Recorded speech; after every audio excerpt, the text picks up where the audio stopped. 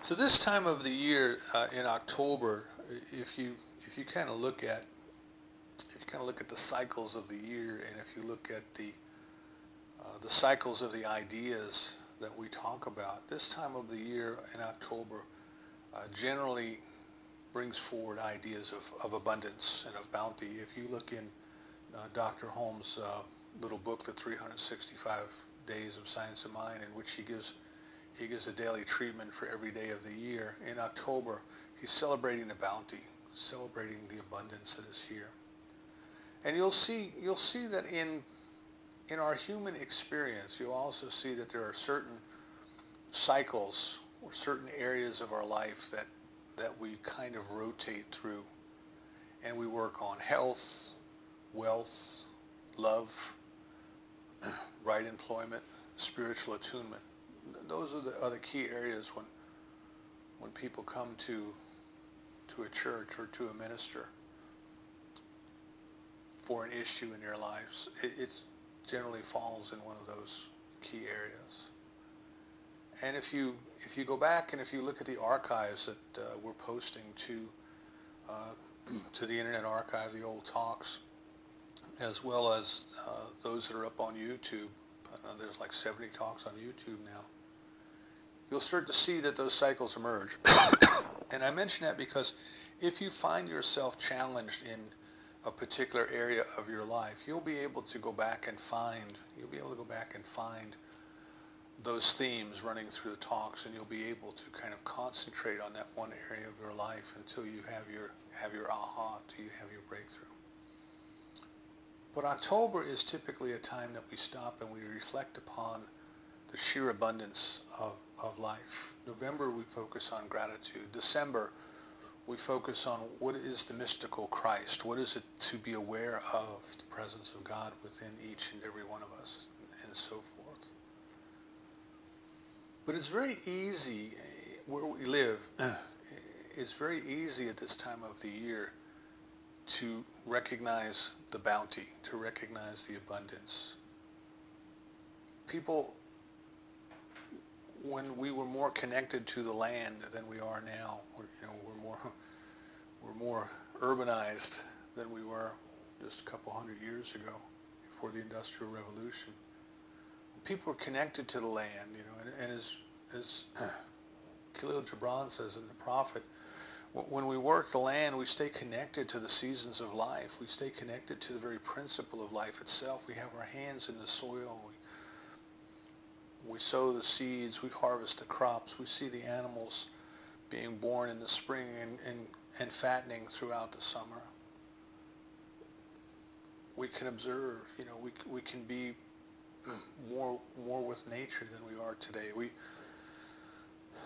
might spend the nights out under the stars caring for our animals, and see with amazement how grand the universe is. And as we have become more sophisticated, if you want to call it that, in our lives, we have given up something. We have given up some of our connection to the bounty of life, to the cycle of life. It's absolutely amazing when you see how persistent life is. But whatever you want to call it, what life is, what livingness is. I have a few trees and hedges in this property we bought a couple years ago that had become unwieldy and overgrown before we moved in. And I decided to just go ahead and cut them way down and just be done with it, because they were just too big. These were things that should have been like 6 or 7 feet high, and they were upwards of 20 feet high, growing in the backyard. So I went out with a chainsaw and I cut them about 6 inches above the ground level. I cut them as close as I could get to the ground level as I could see at the time. And my idea was I would go back later and I would try to cut them flush with the ground. But I cut them just low enough that I could get over them with the mower deck without hitting the mower blade. And I didn't get back out to cut them any further. I got on to other things, and sure enough, they're all sprouting again. So now these things that were 20 feet tall last year that I cut back to 2 or 3 inches above the ground, now they're all grown up. They're about 2 feet tall again. There were trees growing too close to the house, and I cut the trees down. But I left a stump about 18 inches off the ground. That's as close as I could get at that time. And sure enough, all of those stumps are sprouting new growth. So you have to look at this, and you have to say, what's going on there? What is happening there? You know, by cutting the trees and the hedges down, I didn't kill them. There's something in them that wouldn't die. There's something in them that knew how to begin again anew, even though their old form was gone, even though this huge 20-foot presence is gone. The principle of life is still within them, and is still functioning, and still knows what to do. And you can imagine what it would be like for people who grew up in a lush tropical environment, India or the South Pacific Islands, and you can understand why these people had a totally different view of God, a totally different concept of God. God was good, and God is giving, and we are connected to God, and God is everywhere present. And the people who grew up in the desert, they had a different idea of God. You know, God was mean, and God was vindictive, and you had to struggle and sweat and eat your bread by the sweat of your brow, and it was just a totally different view.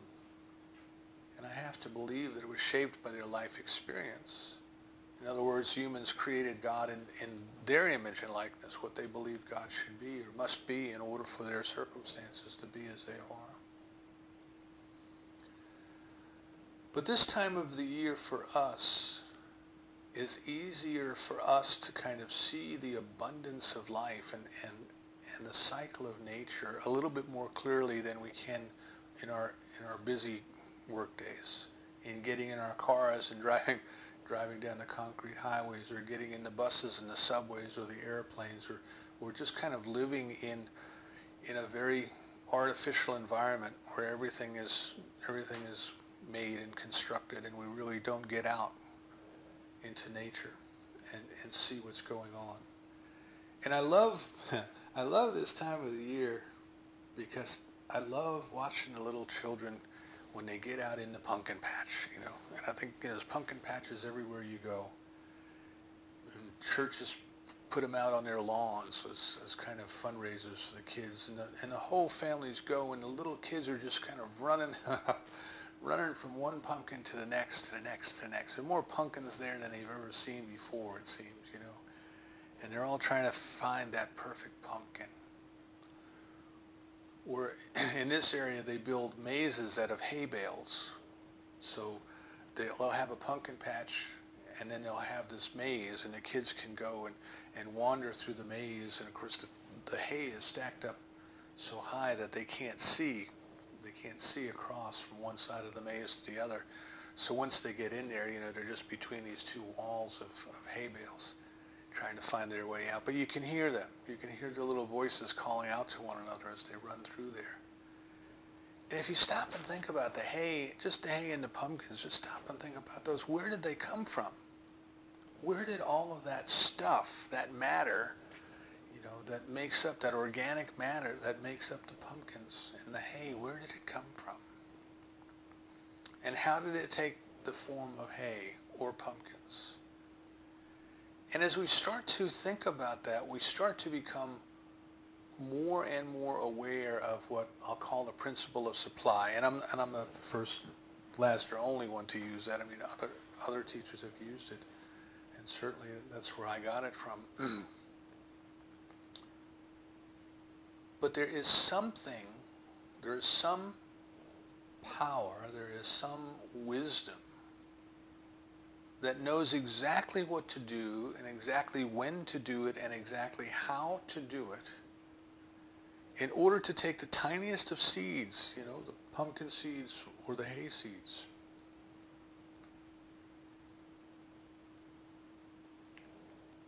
and to infuse them through what we call a principle of supply. The self-givingness of spirit through the creative process is what Ernest Holmes would call it. He defined love as that, the self-givingness of the Spirit through the creative process. There is something that knows how to take those tiny seeds and produce an abundance in kind. If you plant hay seeds, you get hay. If you plant pumpkin seeds, you get pumpkins. I remember years ago when we moved from New York to Hickory, North Carolina, we were subscribing to Mother Earth News and organic gardening and magazines like that, and we were growing our own vegetables in this tiny little lot that we had.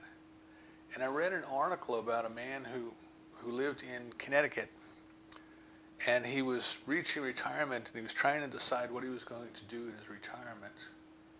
And what he decided he wanted to do was he wanted to have a little truck farm, we used to call them, a little plot of land where people would grow vegetables and sell them in a roadside stand, or put them on their truck and take them, sell them to the grocery stores. And for whatever reason, he decided cucumbers was what he wanted to grow. And he'd worked in an office job his whole life. He didn't know a thing about growing cucumbers.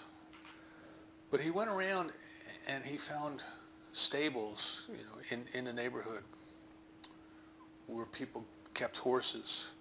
And he asked them if he could have the barn sweepings for fertilizer. Of course, the folks were just happy to have somebody come and sweep out the barn and carry this away. And he got tons and tons of free horse manure. And he took that horse manure and he spread it. He had like an acre of land, which is what our house is on here, an acre of land. He took it and he spread the horse manure and he tilled it down in, and he just kept getting this free manure, and he just kept tilling it down into the soil, and the soil was getting darker and richer. And when spring came, he planted cucumbers, and the cucumber vines started growing, and they started growing prolifically all over this acre of land that he had.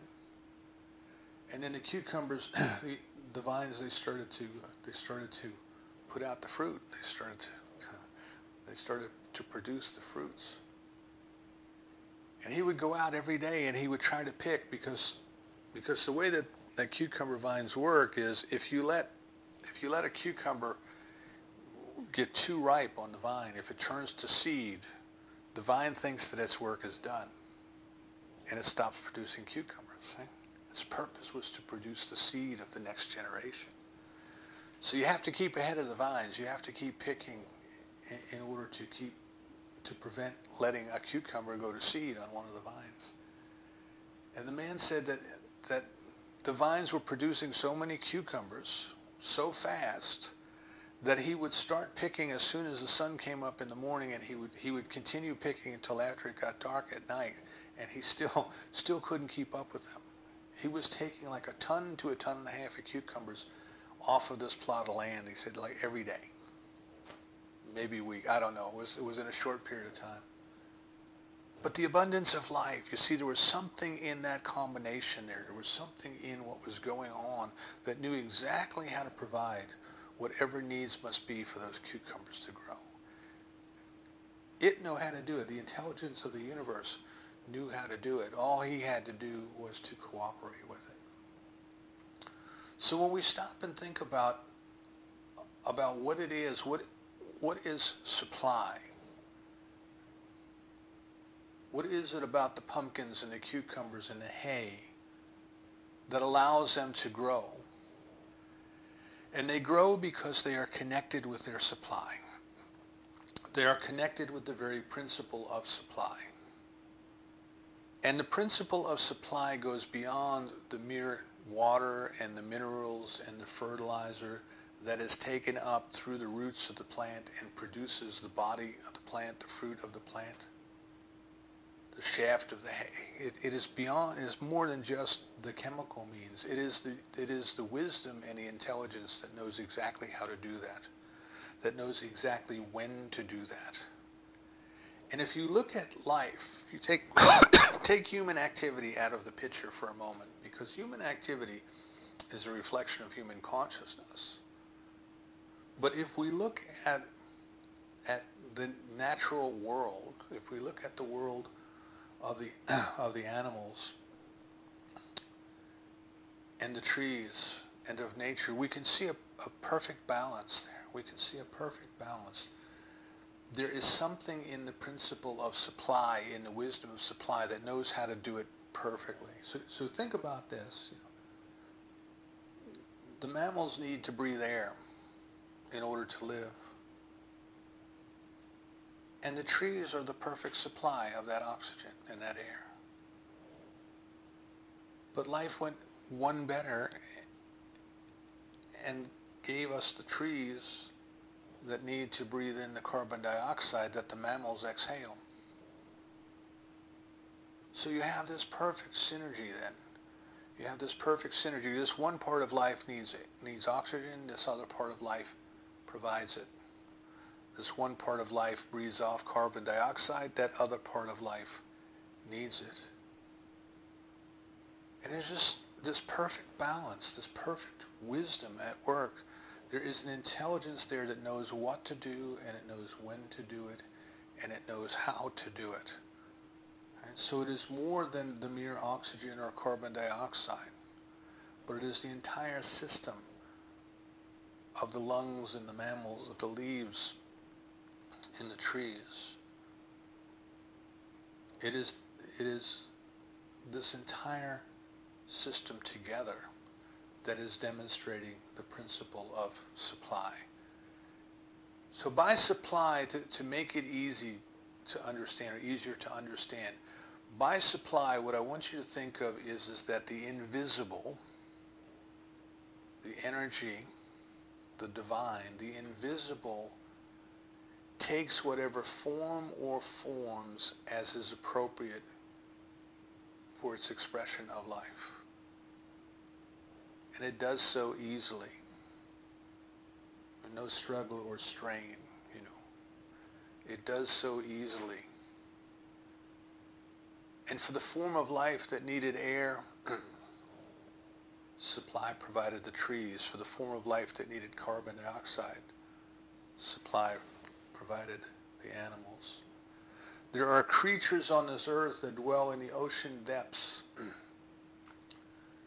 near the volcanic vents, down at the bottom of the ocean floor. And they don't breathe there, but they breathe in some forms of sulfur that comes out of the vents. They breathe in something that would be toxic to you and I. But here in this balance of life, here in this very balance of life, in the depths of the ocean, the principle of supply is at work, providing for those creatures that which is exactly perfect for their growth. And they, of course, evolved to do that. But what is it that caused them to evolve to do that? The principle of supply. So we step back and we say that there's something operating in nature. There is something operating that is giving of itself in perfect order whatever is appropriate, whatever is needed, whatever is shared. And it does so in spectacular abundance. Spectacular abundance, right?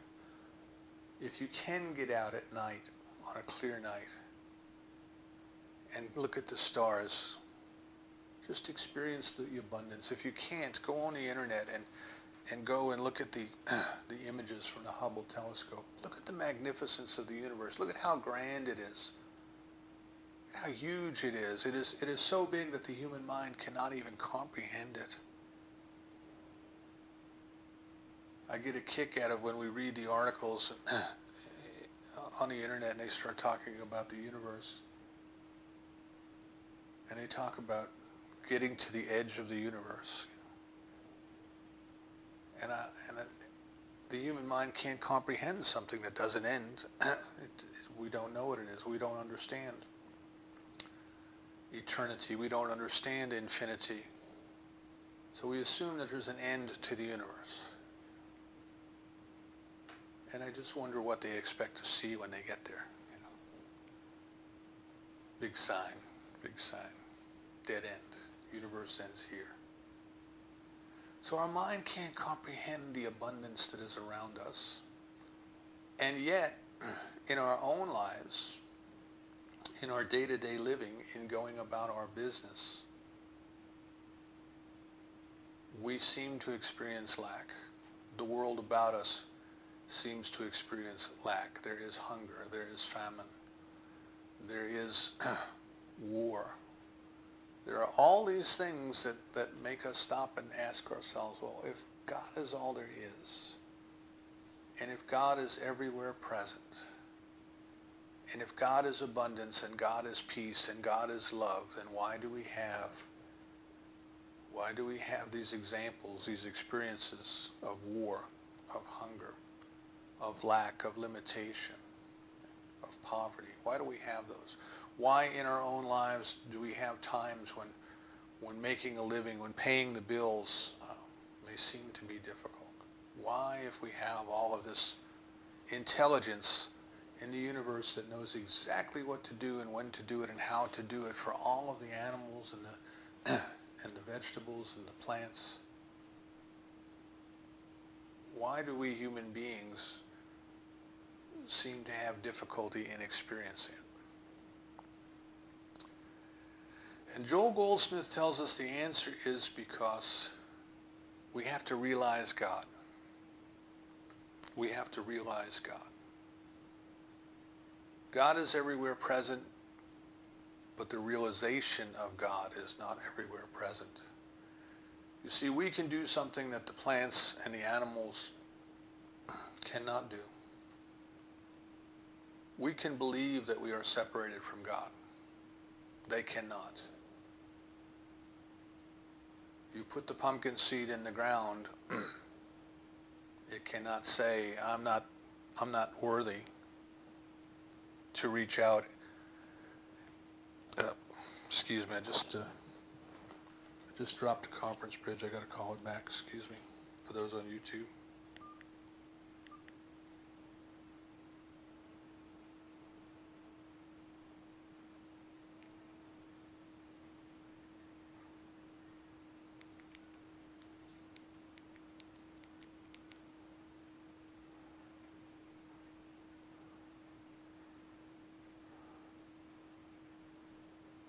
Jim Young?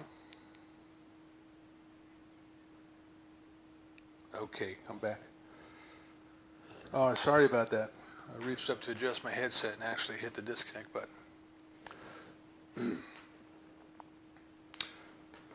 So you take the pumpkin seeds and you put them in the ground, and they can't say to themselves, I am not worthy to reach out and accept the water and the minerals that are here. They have no choice but to put out their roots, to do that which God has created them to do. Human beings, on the other hand, have a different role in God's creation. We must accept. We must learn to accept. Divine love cannot force itself upon us. It has created us out of itself. It has left us alone to make that great discovery. Meister Eckhart tells us that God is like the child who clears its voice while playing hide and seek so that it will be found. But it waits in quiet repose, as the poet tells us. It waits in quiet repose for our great discovery of it. So the reason then that the abundance of God is apparent everywhere in the universe, and it is natural and normal for the plants and the animals and the vegetables to partake in it, but we as human beings sometimes struggle, is because we have to learn to accept. We have to learn to realize. As I was discussing when we talked about the Ten Commandments, we have to understand that what comes to us, human beings, what comes to us by right of consciousness. There's certain things that life does for us that we are not usually aware of. Our breath occurs, our heart beats, our food is converted into energy and into into muscle, into tissue, into bone. All of these things occur without our conscious participation. But there comes a point in the evolutionary process Thomas Trower tells us about. He talks about the fifth kingdom. There comes a point where life can do no more for us, that our continued improvement, our continued advancement, our continued evolution, or perhaps growth of our spiritual consciousness is the better way to put it. It depends on our conscious cooperation. So if you look at the world, the natural world, in the Bible it tells us that the natural man can't understand the things of the Spirit. They sound like gibberish to him because he hasn't evolved spiritually. And if you look at the world in which we live, the natural world, it certainly seems that way. The natural world has created a set of rules and regulations when it comes to supply, when it comes to finance, when it comes to producing goods and getting goods where they are needed. And what we have to remember is that set of rules is man-made. It is not God-made. It is man-made. We are the ones who have decided that, excuse me,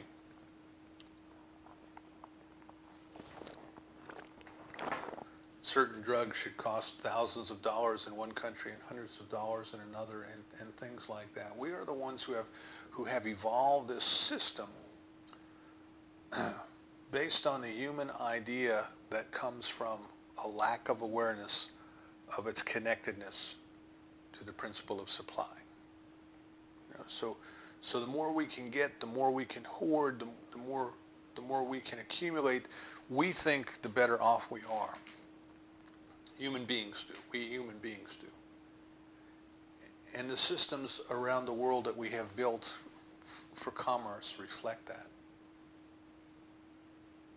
And unfortunately, we've grown up in that environment and we believe that to be true. We do not necessarily take the time to step back and realize that, yes, that works at that level, and it continues to work at that level until it eventually collapses, and then it goes through another cycle. But that's the level of effect. That's not the level of cause. The level of cause is that there is a divine intelligence giving of itself to and through and as its creation, and it provides everything that is required to those who are connected to it, by consciousness. We're not pushing it away by believing in the absolute truth of the human systems. But we are recognizing there is a deeper principle, and it is unfolding through the human systems according to that level of consciousness. But if there's a different level of consciousness provided, then it will unfold in a different way. And we can't see that. We don't understand that. We think, well, what's going to happen? Are $100 bills going to fall out of the sky? I don't understand what you're talking about. I have to get up and go to work. I have to make a living. I have to have a job. And Emma Curtis Hopkins tells us that, yeah, the world is suffering under that delusion of materialism. She says, but the day will come, according to Emma Curtis Hopkins, where people will have learned how to rely on their spiritual connection and let their good flow to them in whatever way it must come, whatever way it can come. And she tells us that we shouldn't just run out and quit our jobs and say, okay, I believe in God and it's all given to me. That's well and good itself. But what we must do is work on the growth of our spiritual consciousness. And as she says, swing the hammer until Spirit takes it from our hand, until we no longer need to do it. In other words, until the demonstration of the supply is made in our lives in whatever way as may be appropriate. Right? And keep in mind, we don't have to know the way. It could be a different job. It could be a better job. It could be a windfall. We don't know how it will come. It's not our business how it will come. But we have to know that whatever is coming to us, even if it's coming to us through the sweat of our brow, it is coming to us by right of our consciousness, because it is our consciousness that is limiting or expanding our connection to the principle of supply. So Goldsmith gives us an example in his books, in several of his different books. He talks about the orange tree. He says, if you come up upon an orange tree, and if it's not the season for oranges, you don't worry. You don't think, oh, there's something wrong with this tree. You know, this tree is broken. You understand that there's a principle of supply present in the tree and present in the soil, and it knows how and when to produce the fruit. And it knows how to put out the blossoms. It knows how to turn those blossoms into little green marbles. And it knows how to grow those little green marbles into the beautiful oranges that we know. And when we go and pick all the oranges off the tree and take them to market, the principle of supply is still there. It is still at work. It is still operating.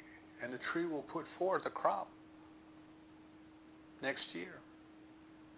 And if it doesn't, if it comes time for that tree to die, it has produced enough seed in its lifetime to produce hundreds of thousands of more orange trees. I mean, think how beautiful the principle of supply is in nature.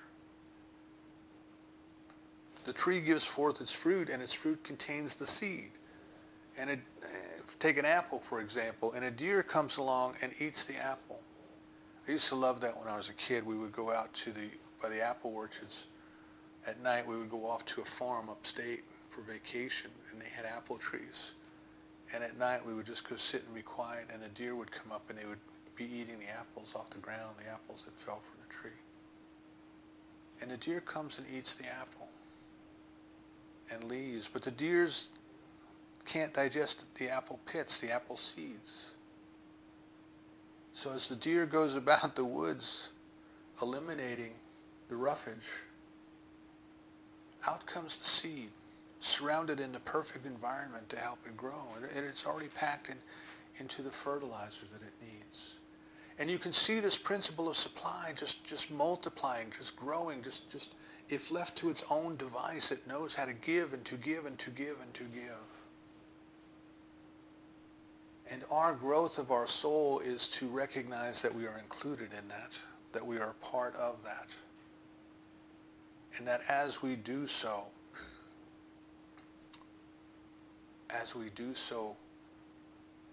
our need to do things the old way is gone. Our need to work by the sweat of our brow is gone. Doesn't mean we won't be active. Right? There's a difference between activity and struggle. It means that we will have let go of the idea that I must do this to make a living. And we can step back and say, every morsel of bread that comes to me is by the grace of God. Everything in my body that knows how to digest my food is by the grace of God. And that is the state of awareness, the state of connectedness, the state of beingness that we're talking about. So we can hear the words and we can say, yeah, I kind of understand what you're getting at intellectually. If God is all there is and God has created everything out of itself, then everything, all of the food that we eat, the water that we drink, even the money that we spend is some part of the divine energy taking that form. I can understand that intellectually. But how do I make this connection that you're talking about? How do I deepen my experience and my realization of the presence of God? So Joel Goldsmith in his book Invisible Supply gives us a couple of things to actually practice, to put into practice. Not just to think about, but to actually kind of for the doers, to actually do, some things to do. He asks us to consider first that what we are doing and what we have done is we have cast our bread upon the waters, put it in biblical terms. We are getting back what we have given out. If we are believing in lack and limitation and its necessity, we experience lack and limitation as a necessity in our life. If we believe that money must come to us through hard labor, then we will have to work hard in order to have money come to us. We are getting back what we are given out. And if we understand that that is what that is all that's going on, that is all that is in play here, then we can recognize that, as Emma Curtis Hopkins put it, what we really want to do is develop our spiritual consciousness. We want to develop our spiritual consciousness. But there's a catch. There's a catch-22 in it. If we are trying to develop our spiritual consciousness as a way of manipulating God to give us more stuff, it won't work. We will bring more hardship to ourselves because our belief is still tied into the ultimate reality of the stuff. We are developing our spiritual consciousness simply because we want to be closer to God. Simply because we want to know more of God. As we do that, there shall be signs following. By their fruits you shall know them. There shall be signs following, because as we do that, it will be normal and it will be natural that the things that are appropriate for us to continue to live and to continue to grow shall appear in our lives, shall make their way known to us. So we just have to ensure ourselves at the start that our motives are the purest of the pure. And as I have no other intention but to realize God, I have no other intention but to experience the closeness and the presence and the love of God. And if I look at my life, and if there's an area in my life that is not going as well as I think it should be, whether it be health, or whether it be wealth, or whether it be love, or right employment, right activities, if I look in any of those areas and I find that there is something lacking, I simply realize that it's an indication that I have an opportunity to know God more dearly, to know God more nearly. And if I did, those things wouldn't be there. So I'm not trying to get closer to God in order to change things in my life, but I am looking at what is in my life as an opportunity to tell me where I need to get closer to God. And there's a difference. I ask nothing of thee, not even thy love. I only want thee, is the attitude that we have going in. And what this means for all of us is that we have an opportunity to grow. Each and every one of us has an opportunity to grow. And which way is our growth? And our growth has to be to turn within, to go within. Because our connection to our supply, our connection to God, our realization of the presence of God can only take place within, not without, but within. The New Testament says when you pray, go inside to your prayer closet, go in secret. The kingdom is within. So our spiritual growth, the expansion of our spiritual consciousness, is an inward journey of finding the presence and the magnificence of God that must be in there, because God has created us out of itself. It must be in there. The only place we're going to find God is in consciousness. Not out there, but in consciousness. And where is consciousness? It is within. It's our hearts and our minds.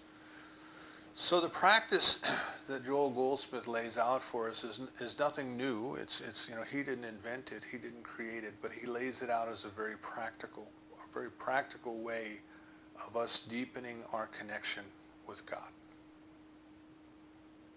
He put it another way in his book. He said, if we're experiencing difficulties in any of the areas in those areas of our life, and supply is an important one, because if we haven't made our connection with supply, we're limited in anything else that we can do, right? We're restricted by our resources. So it's a good place to start. And he says, all we have to do if we're having difficulties is admit to ourselves, I don't know God correctly. What I know about God must be flawed in some way. And what I do is I take that indication as an opportunity to go back and to know God more completely, more correctly. So one of the first things that we can do, that we are told to do in the scriptures of the world, is to pray for our enemies and to bless those who would do us harm. And we might think, well, that's crazy. You know, what has that got to do with anything? And it has to do with our connection to God. You see, if we are separated in consciousness from our enemies, if we are separated in consciousness from those who would do us harm, we are separated in some way from some part of God. If we suffer from bigotry or racism, we are separating ourselves from some part of God. And how can we declare that the wholeness and the perfection of God is right here where we are, flowing to us and through us and as us, when we allow ourselves in consciousness to be separated? Maybe it wasn't a conscious choice that we made, but once we become aware of it, it's our responsibility to do something about it, because nobody can do it for us. You know? So what does it mean to pray for our enemies? What does it mean to bless those who would do us harm? Certainly it doesn't mean that we put money in an envelope and send it to a terrorist organization. That's not at all what he's talking about. But what we can do is we can recognize that even those who would do us harm, even those whom we would call our enemies, that the love and the presence of God is right where they are. Now they may not realize it yet, and we may not have realized it yet. That's why they are our enemies. But we can stop to bless them. And by blessing, I mean recognizing the presence of God right where they are. Right where they are. That the love of God is ready, willing, and able to express itself in some wonderful, kind, and loving way. And it is inevitable that it must do so. And we refuse to be fooled by the appearances, but rather we think of each and every one as a beautiful expression of God, and we let that unfold within them. Can we pray for and bless those who are in prison? I believe the statistics show that our country has a higher per capita rate of incarceration than any other country in the world. And what becomes of these folks who are sent off to prison? I'm not saying that they didn't do bad things. I'm not saying that society doesn't have a right or a need to protect itself by putting people in secure facilities. But I'm saying, what happens to them? What happens to their soul? What happens to their humanity? How are they treated? You know, you see terrible documentaries about young people who went into prison for something relatively petty, to do a very short period of time. But while they were in prison, while they were in the system, they brought more charges against themselves through their interaction with the prison staff. And this one program I saw was about a man who had gone to prison for, his term was for like less than 6 years.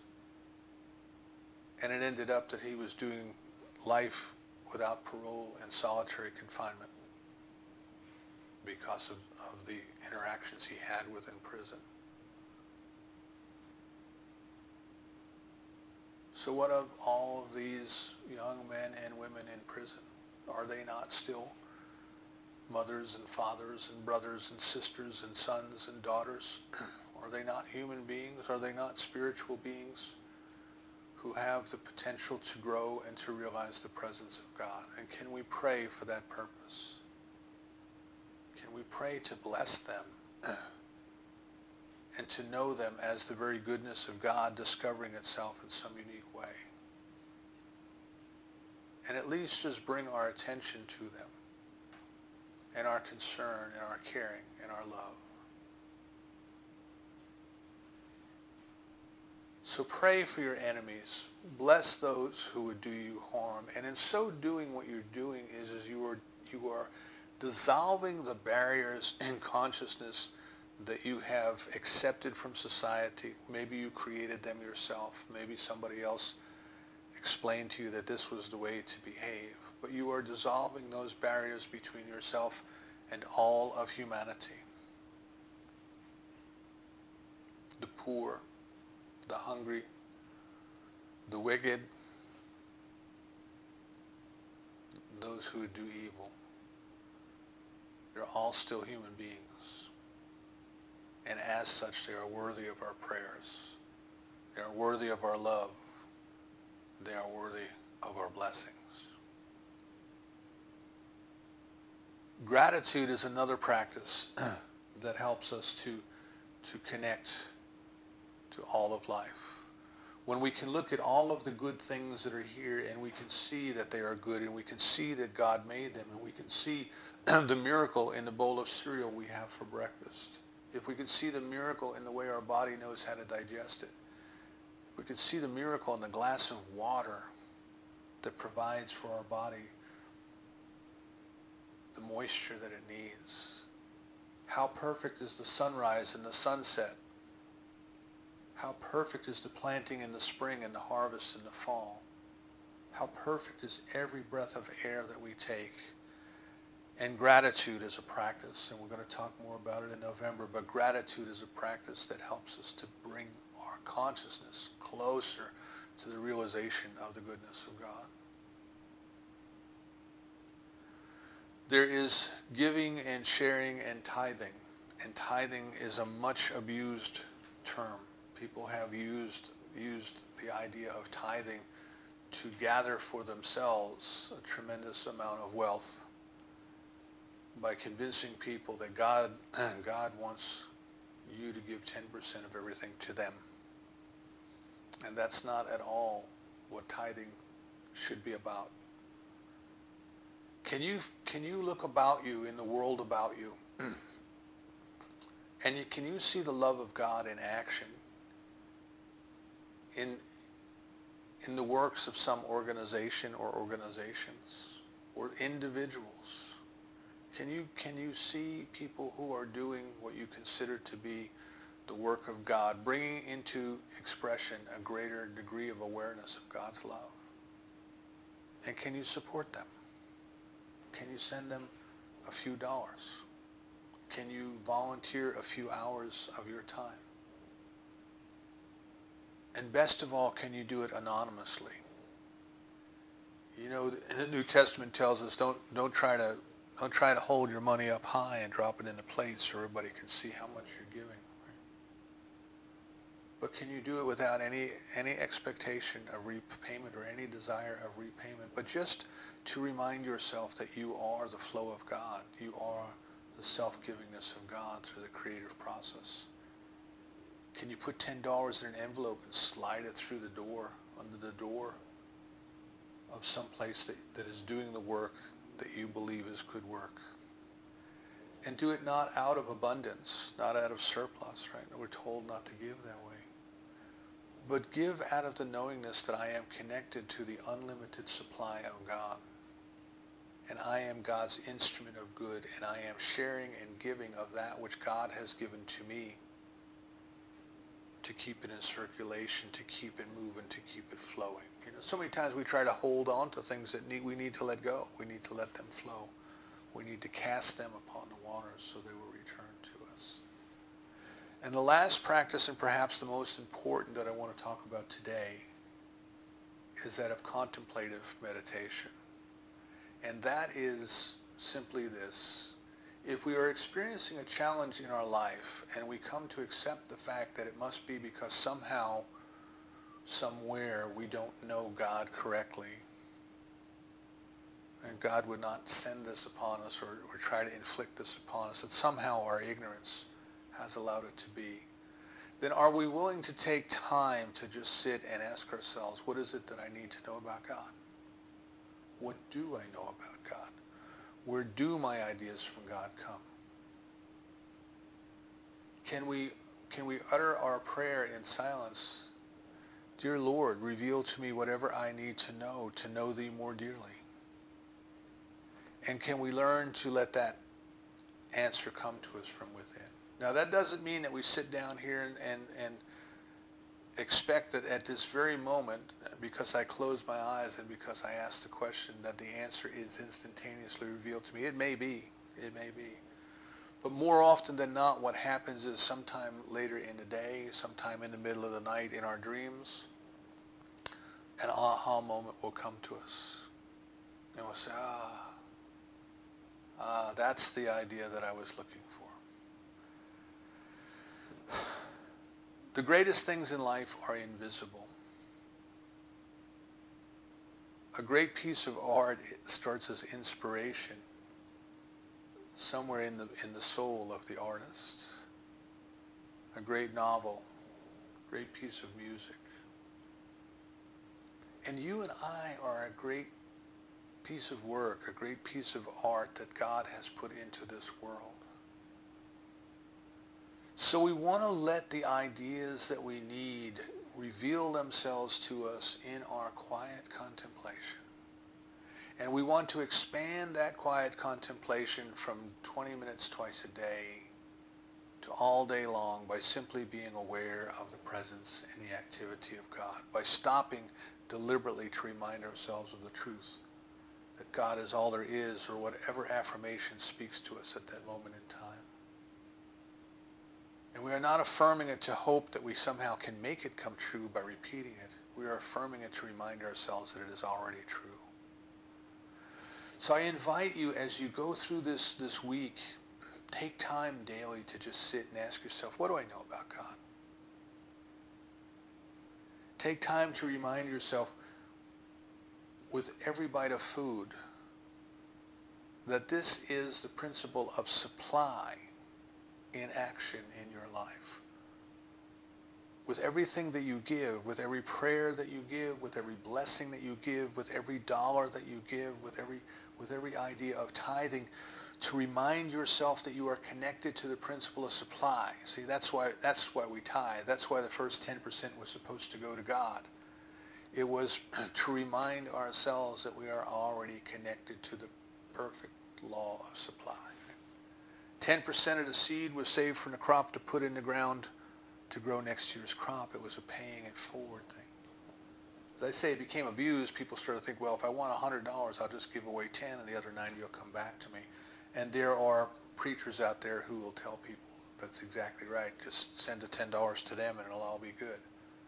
What I'm saying is, can we recognize that every dollar that comes to us through the principle of supply and the goodness of God? And can we be willing to share where we feel guided to share? Can we be willing to share as appropriate to allow that blessing to continue, to allow that good work to continue? So what it comes down to is this, is there is an unlimited principle of supply in us, as us, through us, and around us, but it can't function for us as well as it could if we refuse to cooperate with it, if we will not realize it, if we will not align our consciousness with it. And what we do is we do our spiritual practice.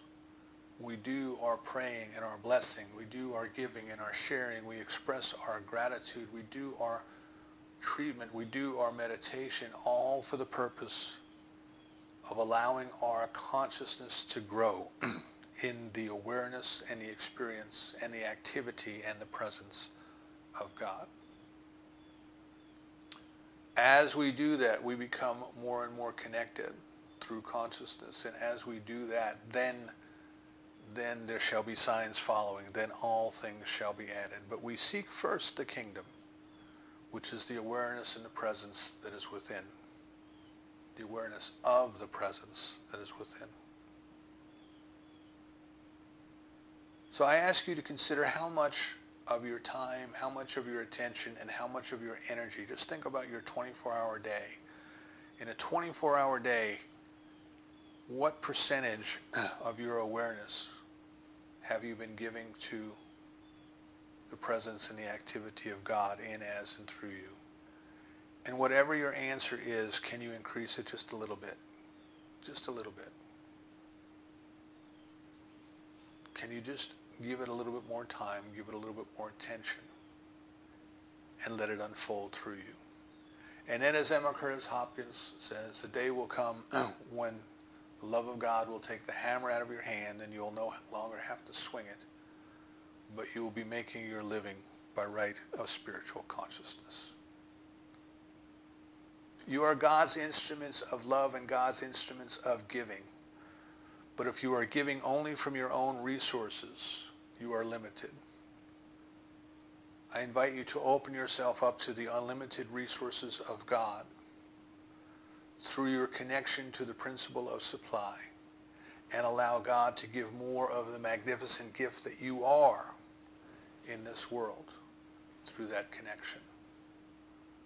That is growth in spiritual consciousness. And so it is.